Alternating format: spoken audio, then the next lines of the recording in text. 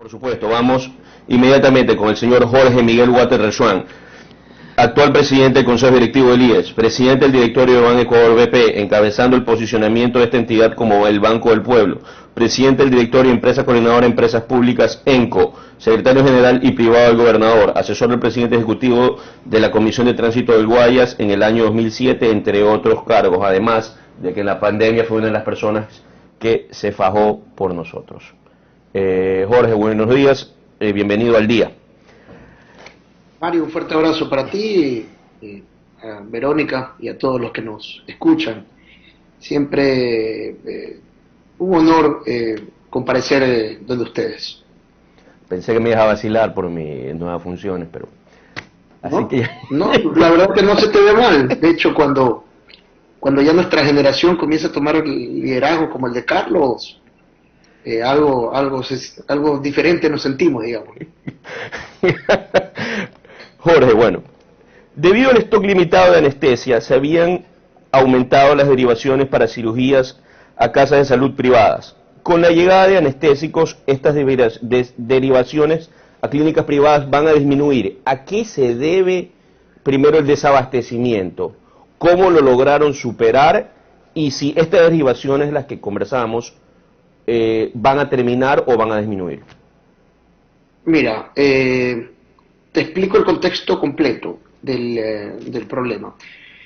Los anestésicos no son producidos en el Ecuador, son importados. Y hubo una disminución, una caída en el ingreso de ese anestésico que afectó no solamente al sector público, sino también al sector privado. Nosotros tuvimos casos de gente que se derivó a las clínicas privadas y las clínicas privadas mandaban a sus pacientes a ir a buscar el anestésico. Nosotros, cuando vimos ese problema... Fue un tema mundial, Jorge, disculpe, fue un tema mundial. Sí, o sea, es un tema mundial. Hay países que tienen, hay países que no tienen, hay países que lo producen, hay otros que no. Ecuador es un país donde gran parte de la medicina que consumimos se importan por las farmacéuticas y en el caso del anestésico hubo ese problema. Y obviamente si tú le sumas en los procesos de contratación pública, adquisición, que tienen que ir en base sobre todo los controles que nosotros establecemos, te puede generar el desfase. Fue un desfase de días, ¿verdad? Debe haber sido 5 días, en los cuales las operaciones que estaban programadas, porque nosotros tenemos una posición dura en relación a la atención, a que no se posterguen las atenciones, un hospital realmente que tuvo el desfase, decidió derivar para que no se frene. Y yo creo que tomaron la decisión correcta porque la derivación no es un costo mayor tampoco. Hay muchos casos que las operaciones salen más económicas para el IES en el sector privado que en los propios hospitales de tercer nivel. Hay un estudio que estamos realizando en función de eso, para que la ciudadanía conozca todas estas realidades, porque el IES, insisto, y lo digo desde el día, no desde el día 1, pero sí desde el día 30 días nos tomó darnos cuenta dónde estábamos sentados, en que el modelo de gestión del IES es un modelo totalmente insostenible, que está haciendo que tanto el fondo de salud como el de pensiones no tengan un futuro cierto en el tiempo, ¿no? Jorge, ya que tú has tocado el tema, ¿cómo va la reestructuración, que nos lo dijiste en entrevistas pasadas, tanto de recapitalizar este fondo de pensiones y el fondo de salud? Mira, tiene dos aristas. La del fondo de pensiones lo hemos venido trabajando muy concentrado. Definitivamente el problema del fondo de pensiones es un problema muy, muy estructural. ¿A qué me refiero? No necesitas seguir creciendo, tú puedes duplicar, triplicar la cantidad de afiliados. Y sí, claro, tú puedes tener un ingreso o una mejor liquidez en los fondos para hoy, pero eso representa que el Estado tiene que incrementar también por el otro lado la aportación del 40%. Y eso se vuelve insostenible, en cambio, desde el punto de vista fiscal para cualquier gobierno, porque te incrementa el subsidio del 40% que hace el Estado central al IES y que es necesario para el sistema del IES. ¿Existe carga arancelaria hoy, Jorge, en la importación de anestésicos? No, no, no, No. no existen cargas ni nada en tema de O sea, la carga es tramitológica, netamente tramitológica. Es que no solamente es eso, sino es que se comienza a jugar un efecto de oferta y demanda, donde tu necesidad, por ejemplo, son 50.000 anestésicos y lo que te ofrecen son 8.000 o 5.000, ¿verdad? Porque no hay suficiente y porque el importador, obviamente, tiene entre venderle al IES, que te establece cierto nivel de precio, o venderle al sector privado que te cobra o te compra al precio que negocia libremente y le cobra a su paciente lo que le cuesta libremente. Al punto de que cuando tú derivas, le dicen, insisto, le ha pasado a nuestros pacientes, le dicen, no hay anestésico. Y eso no nos comprueba a nosotros que realmente ellos no lo tienen. En uno de esos ellos lo guardan, ¿verdad? Por darle un ejemplo, para cobrárselos al paciente, que sí le pueden incrementar el precio, porque para nosotros hay un precio límite que les permitimos a ellos que nos carguen por ese anestésico en el momento que tú haces el cruce de cuentas. Todas estas cosas se juegan en la mitad del camino. Todo esto se juega. Claro. Y por el otro lado, cuando tú quieres ofertar, lo poco que hay, te lo quieren vender al doble, al triple, más o menos el caso de las mascarillas. Y nosotros obviamente no podemos tolerar que nos vendan a nosotros insumos a 2, 3 veces más el precio, porque eso implica un problema especulativo. Para el que lo compre. Exactamente, especulativo. Básicamente, Jorge, dentro de la administración como tal de la parte médica del IES, se han conocido, no puedo decir de denuncias, sino noticias acerca de la forma en que se está despachando ciertas operaciones o ciertas atenciones médicas vía demandas judiciales, que hay instrucciones de determinados funcionarios del IES de darle prioridad a las órdenes judiciales por encima de los pacientes que entran por temas regulares. ¿Es cierto esto? No, lo que existe que ha sucedido en vías judiciales no son temas de operaciones, son temas de medicamentos que no están dentro del cuadro básico unificado. Jorge, te interrumpo, ¿el cuadro básico unificado lo detallan ustedes como IES o es con el NSP? No, el Ministerio de Salud te establece el cuadro básico. Toda medicina que no esté en el cuadro básico, tú no la puedes comprar como sistema, como RPIS, que es el sistema público de salud. Son medicamentos que usualmente son más caros o tienen alternativas genéricas, tiene su lógica. Entonces hay mucha gente que judicializa el medicamento y obviamente la justicia falla a favor de ellos y eso obliga al IES a tener que comprar ese medicamento específico que no está dentro del cuadro básico. Esos casos, por supuesto, suceden en el IES, sobre todo con enfermedades catastróficas.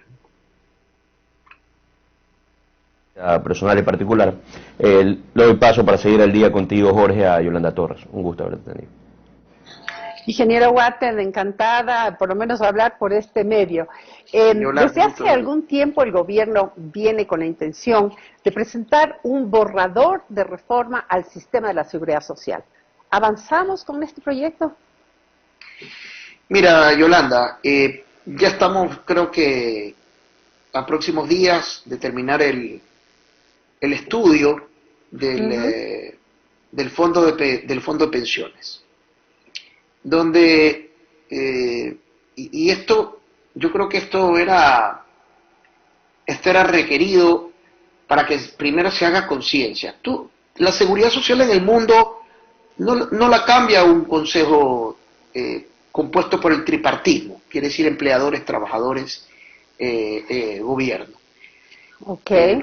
Las últimas reformas que han habido en el mundo han sido lo que se llaman diálogos sociales, que se iniciaron en el IES, si se frenaron por la pandemia, estamos intentando volverlas a activar en un momento difícil desde el punto de vista político, porque estamos en un momento electoral y estamos en la salida de un gobierno.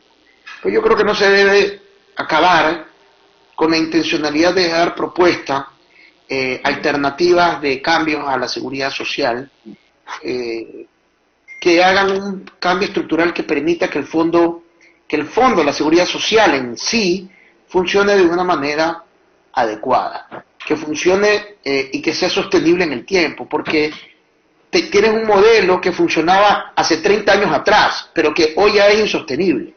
¿Y hoy no cómo funciona debe ser ese modelo? en relación a las condiciones de hoy. Ok, ¿cómo debe ser ese modelo hoy, concretamente? Bueno, eso es una discusión, hay criterios y criterios, cómo deberían funcionar, y yo me concentraría más que nada en este momento en la problemática. Las alternativas de soluciones también van a ser parte de un estudio. Ahora, también van a ser parte de un diálogo, porque una cosa es lo que uno quiere y lo que a uno y lo que uno plantea, pero estas cosas se tienen que hacer a través de un diálogo. Tienes que reunir a todos los sectores sociales, ¿no? Para poder decidir. De acuerdo, ingeniero. Usted dice que este es mal momento, salida del gobierno, y estamos en un momento extremadamente politizado por las elecciones. Sin embargo, ya hay una experiencia adquirida que no solamente es su propia experiencia, la experiencia del propio IES y también de personas que vienen durante años solicitando esta reforma. O sea, no creo que los diálogos vamos a comenzar de cero para ver qué es la propuesta y socializar el tema.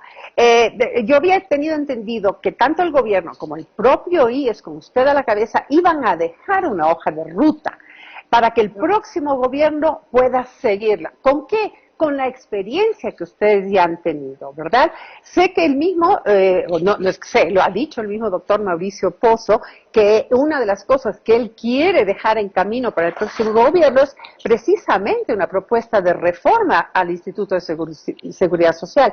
Usted se ha reunido con la OIT, se ha reunido con el Banco Mundial, se ha reunido con los ministros de Finanzas, se ha reunido obviamente con afiliados, líderes, etcétera. Debe tener un criterio para ya dejar esa ruta marcada y dejar en ese sentido la mesa puesta el próximo gobierno.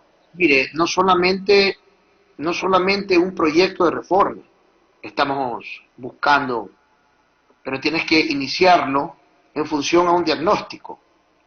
¿Ya lo tiene? Un diagnóstico, tú construyes una propuesta. Estamos a 5 meses de construir de terminarla, digamos, ¿no? Tenemos ese plazo hasta entregar el gobierno, y eso se está construyendo. Eso no es que no lo estamos haciendo, lo estamos haciendo, por supuesto. Y de ahí las medidas estructurales que se puedan tomar desde el Consejo Directivo, porque una cosa son reformas de ley, otras son medidas internas que puede tomar de acuerdo a sus competencias el Consejo Directivo en función a la problemática.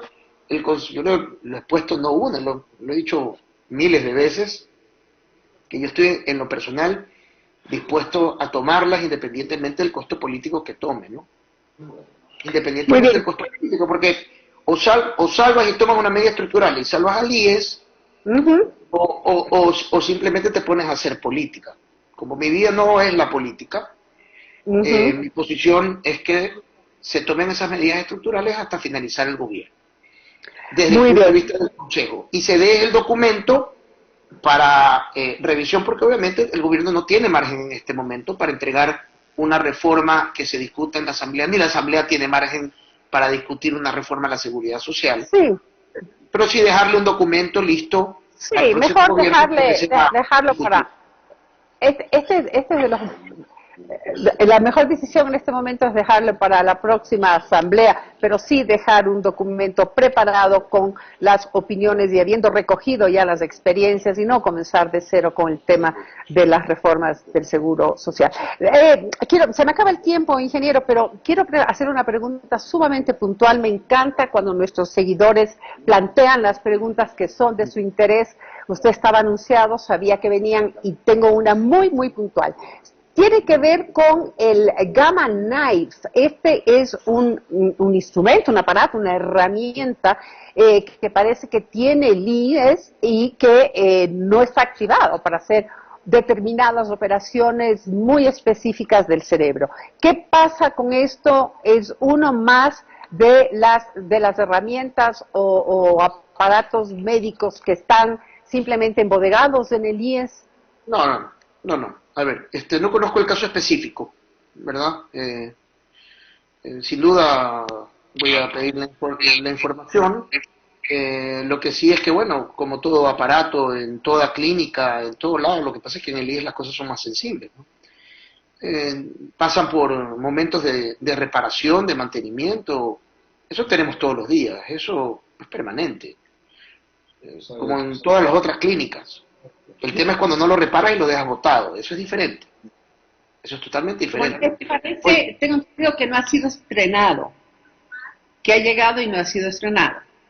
No que yo sepa, bueno? Le agradezco mucho por la inquietud, me voy con esa tarea. Usualmente me voy en las entrevistas con muchas tareas, esta tarea me la llevo para poder preguntar, pero lo que sí le puedo decir es que, por ejemplo, en el IES no existe un inventario, y se está haciendo todo un inventario de los equipos médicos, ni tenemos un reporte de hasta cuándo es su vida útil. Entonces, la pregunta es, ¿cuándo sabes que tienes que cambiar ese equipo? No lo sabes. Entonces puedes tener equipamiento de que ya acabó su vida útil. También hay equipamiento que no ha iniciado su vida útil, es un equipamiento que sencillamente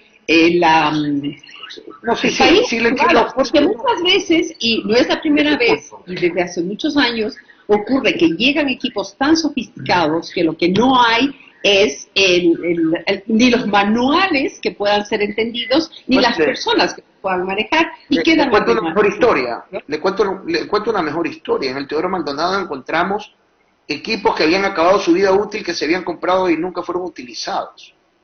De eso estamos hablando, exactamente. En el Teodoro, pero no equipamiento de Gamma Knife, de cosas para el cerebro, no, ese nivel no. No, pues hablando de alcohol, bueno, insumos médicos, bueno, ustedes han visto en los medios de comunicación, nosotros le hemos abierto la puerta a los medios para que vean en qué condiciones recibimos al Instituto Ecuatoriano de Seguridad Social.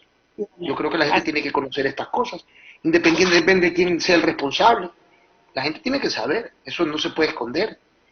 Y lo que hemos hecho nosotros es, por ejemplo, en el caso de Guayaquil, Teodoro Maldonado, todo ese equipamiento que estaba ahí arrumado, camas, etcétera, se lo hemos donado al León Becerra, que es un hospital sin fines de lucro, y están rehabilitando esos equipos para poderlos utilizar y que puedan seguir salvando vidas y seguir atendiendo a la gente. O sea, pero fue para mí penoso toparte con este tipo de cosas y no hacer algo por eso, y que simplemente se queden arrumados. Totalmente, gracias. Esto, Yolanda, es de todos los días, esto es el diario vivir en el día. Así es. Totalmente de acuerdo, pero recuérdelo, Gamma Knife, ¿ok? Lo tengo. Tiene sonido a un arma de un superhéroe, digamos, ¿no? Exactamente. Muchísimas gracias. Seguimos con Mario desde Guayaquil. Jorge, agradecerte una vez más tu comparecencia y comprometerte para que antes de finalizar tu gestión estés todavía con nosotros acompañándote para dejarte más tareas, más tareas como tú dices. Jorge, una final antes de despedirnos. Una vez conversando tú y yo, decías que la pandemia obviamente nos cambió y cambió tu enfoque como servidor público. ¿Cuál es el legado con el que quisieras ser recordado a raíz de lo que te tocó vivir en septiembre del año pasado, lo que te tocó vivir en pandemia en marzo y abril, y lo que te ha tocado vivir ahora al frente del IES? Mira, ha sido una de las preguntas, mira que te estás estrenando, Mario, pero es una pregunta bien difícil la que me has hecho. No creo que estoy preparado todavía para poder describir eso.